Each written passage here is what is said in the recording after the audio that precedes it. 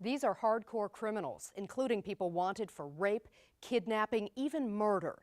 Yet neighboring police departments and prosecutors are failing to collect their suspects from out of state, even if they've already been detained. I ran because I didn't want to sit in jail. Thomas Terlecki was wanted for sexually assaulting a 14-year-old girl in Philadelphia. Arrested repeatedly in the Miami area, Pennsylvania authorities never came to get him. It really shocked me, and I wasn't surprised that they actually let me walk out of there with a warrant for my arrest. Lamont Pride, wanted in North Carolina when he killed a police officer in New York. Kristen Kozak, wanted in Maryland when she fatally shot her husband in the head. In fact, nationwide, police have decided they won't extradite or pick up 186,873 wanted felons. Criminals like Keith Wilson, wanted in Maryland but picked up and let go in D.C. multiple times. He later sexually assaulted a 3-year-old girl. Look what happened. 4 people are now dead because they chose not to do anything about it. In Tennessee, police say fugitive Jacob Allen Bennett. How do you plan to go forward, sir? Guilty. Shot 4 people to death after authorities in Florida turned down at least 4 chances to come get him. I miss them so much already. If he would have been in custody like he was supposed to be, none of this would have happened. I wanted to kill myself, to be honest. That's how bad it was. Larisha Jones was just 21 when her father was gunned down in D.C., but she was asked to identify his body. Joe Barton was shot in the back as he tried to walk away from an argument.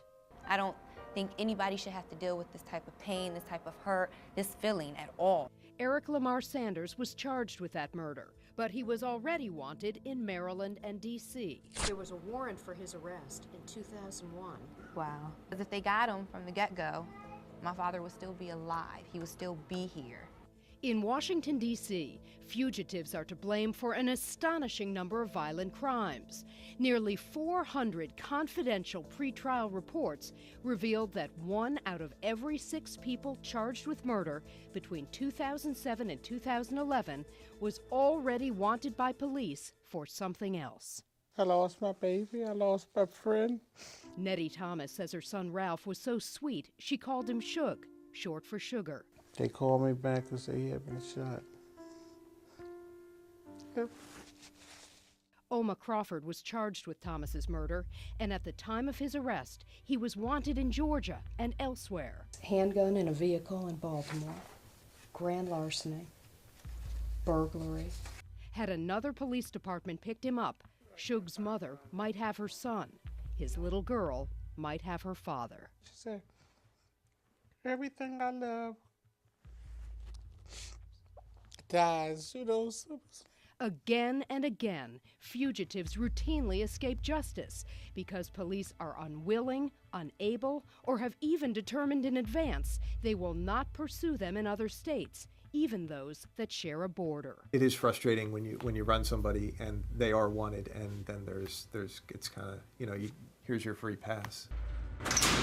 Judicial systems are bulging at the seams, with tens of thousands of wanted criminals, but no place to put them, and in some cases, no money to pursue them across state lines, even if it's just a few miles away.